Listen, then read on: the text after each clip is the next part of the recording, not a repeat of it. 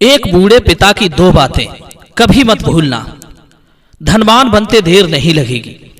दर्शक बंधु, पुराने समय की बात है। किसी कस्बे में एक डॉक्टर साहब का क्लिनिक था। डॉक्टर साहब दूर दूर तक बड़े ही प्रसिद्ध हो गए थे, इसीलिए अक्सर उनके यहां रोगियों की भारी भीड़ लगी रहती थी। डॉक्टर साहब दुकान पर मरीज देखने के साथ साथ उनके बुलाने पर उनके घरों में भी जाकर रोगियों को देखते थे, लेकिन इस काम के वे मरीजों से अतिरिक्त पैसे लेते थे।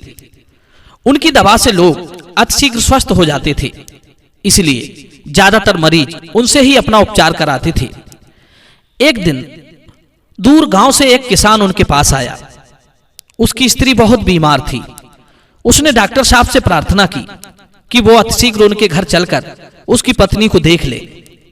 पत्नी की तबीयत ज्यादा खराब है, अगर अधिक विलंब हुआ तो उसकी हालत ज्यादा बिगड़ सकती है। किसान बहुत ही गरीब व्यक्ति था। वो बार बार डॉक्टर साहब से चलने के लिए निवेदन कर रहा था। किसान की बात सुनकर डॉक्टर साहब ने कहा, देखो भाई, इतनी दूर में बिना 20 रुपए लिए नहीं जा सकता।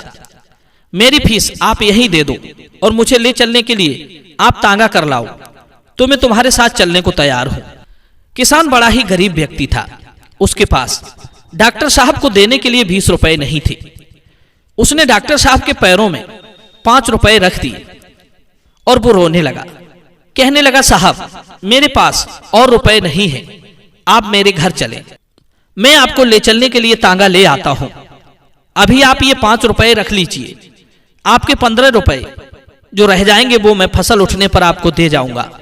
दोस्तों, 5 रुपए देखकर डॉक्टर साहब ने उस गरीब आदमी को फटकार दिया और उसके 5 रुपए उसके ऊपर फेंक दिए और बोले कि मैंने तुम जैसे भिखमंगों के लिए डॉक्टरी नहीं पढ़ी है। मुझसे इलाज कराने वाले को पहले पैसों का प्रबंध करना पड़ता है। तुम्हें 20 रुपए लेकर ही मेरे पास आना चाहिए था।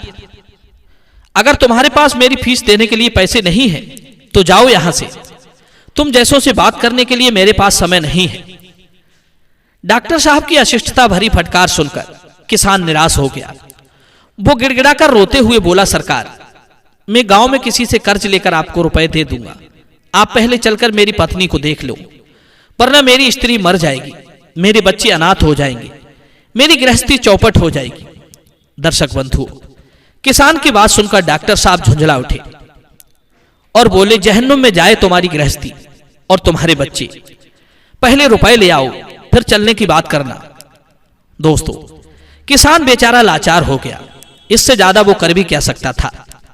मात्र 15 रुपए न होने की वजह से आज उसकी पत्नी मरने वाली थी। उसकी आंखें डॉक्टर साहब के व्यवहार से छलछला उठी। वो लाचार सा उनकी दुकान से उतरकर नीचे बैठ गया। उसे उम्मीद थी कि शायद डॉक्टर साहब का मन बदल जाए, उनके अंदर मेरे लिए कुछ सहानुभूति जाग जाए।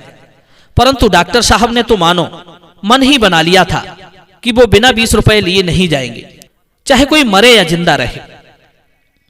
डॉक्टर साहब की नजरों में एक इंसान की कीमत 20 रुपए से भी कम थी। दोस्तों, सोचने वाली बात है, क्या मनुष्य की जान इतनी सस्ती है? डॉक्टर साहब का यह अशिष्टता भरा व्यवहार उसके पिताजी छत के ऊपर से देख रहे थे। उन्होंने तुरंत डॉक्टर साहब को पुकारा। जैसे ही डॉक्टर साहब पिता के सामने गए तो पिता ने उनके मुंह पर एक जोरदार थप्पड़ जड़ दिया। थप्पड़ इतने जोर का था कि हट्टे कट्टे बेचारे डॉक्टर साहब चक्कर खाकर गिर पड़े। पिताजी ने कहा, अरे कमबख्त, मैंने तुझे इसीलिए पढ़ा लिखा कर डॉक्टर नहीं बनाया कि तू गरीबों के साथ ऐसा बुरा व्यवहार करे, उन्हें गालियां बके, उनका गला दबाए। जा अभी मेरे घर से निकल जा और तेरे पालने और पढ़ाने में जितने रुपए मैंने खर्च किए हैं उन्हें चुपचाप दे जा, नहीं तो अभी उस गरीब के घर तांगा करके जा और उसकी स्त्री का इलाज कर। खबरदार, जो तूने उससे 1 पैसा भी दबा कर लिया तो, नहीं तो तेरी दुकान को मैं मिट्टी का तेल डालकर जलाकर राख कर दूंगा। तेरी नजरों में किसी इंसान की कीमत कीड़े मकोड़े से भी बदतर हो गई है। पिता के धमकाने पर डॉक्टर साहब ने हाथ जोड़ लिए और अपने उस बुरे व्यवहार के लिए उनसे क्षमा मांगी। पिता ने कुछ नम्र होकर कहा, तुम्हारे ऐसे व्यवहार से मुझे बड़ी लज्जा आती है। सोचो, यदि आज तेरी पत्नी बीमार होती और तेरे हाथ में एक पैसा नहीं होता और तू किसी डॉक्टर के पास जाता और हाथ जोड़कर उससे प्रार्थना करता, गिड़गिड़ाता कि मेरी पत्नी को देख लो, और वो डॉक्टर भी तेरी तरह ऐसा ही व्यवहार करता जो तूने उस किसान के साथ किया है, तो तुझे कितना दुख होता। मनुष्य को दूसरों के साथ वही व्यवहार करना चाहिए जो वो अपने लिए चाहता है। ऐसा करेगा तो तू गरीबों का आशीर्वाद पाएगा और सदैव फूलेगा फलेगा। दोस्तों, डॉक्टर साहब का एक ओर का मुख थप्पड़ के पड़ने से फूल गया था। उन्होंने सिर नवाकर पिता की बात मान ली और चुपचाप दवा का थैला लेकर तांगे में बैठकर किसान के घर को चल दिए। धन्य है वो बूढ़ा पिता जिसने इंसानियत को मरने से बचा लिया। आज भी हमें ऐसे ही माँ बाप की जरूरत है जो अपने बच्चों को धन कमाने के साथ साथ मानवता कमाने का भी पाठ पढ़ाएं। कहते हैं मनुष्य को धन के साथ साथ इंसानियत को भी कमाना चाहिए। उसे अपने हृदय के किसी कोने में मानवता को भी जिंदा रखना चाहिए। जिसके पास ज्यादा धन है वो ज्यादा नहीं कमाता। जिसके पास इंसानियत है, जो लोगों के दिलों को जीतता है, जिसने अपने काम से लोगों की दुआएं ली हैं, हजारों लोगों की सहानुभूति लूटी है, उसी ने सबसे ज्यादा कमाया है। धन कमाना अच्छी बात है, पर धन के साथ साथ मानवता को भी कमाकर रखना चाहिए। धन इस लोक की संपत्ति है और इंसानियत यहां की भी और वहां की भी, दोनों जगह की संपत्ति है। यदि मनुष्य की जान आपने इतनी सस्ती कर दी कि 20 रुपए के बिना भी चली जाएगी, तो मैं समझता हूं कि आपने स्वयं को मनुष्यों की श्रेणी से निकालकर पशुओं की श्रेणी में शामिल कर दिया है।